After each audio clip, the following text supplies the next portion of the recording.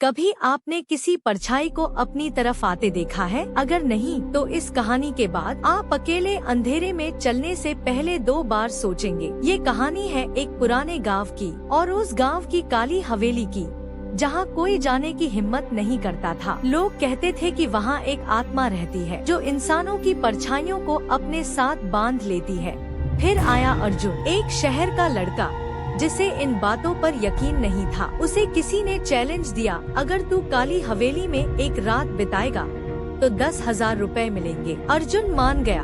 उस रात वो हवेली पहुंचा। उसके पास बस एक टॉर्च, एक कैमरा और एक पुराना ताबीज था।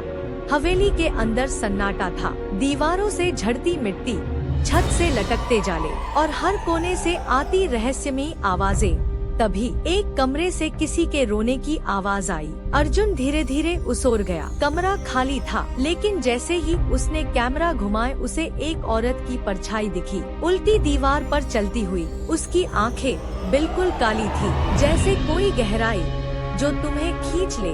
अर्जुन डर के मारे भागा, दरवाजे की ओर दौड़ा, लेकिन दरवाजा अब बंद था। तभी उसके पीछे से किसी ने उसका कंधा पकड़, उसने पलट कर देखा। वो काली छाया उसके सामने खड़ी थी। उसकी आवाज इंसानों जैसी नहीं थी। वो सिर्फ फुसफुसाई, तू मेरी परछाई ले आया है, अब तुझे मेरी जगह लेनी होगी।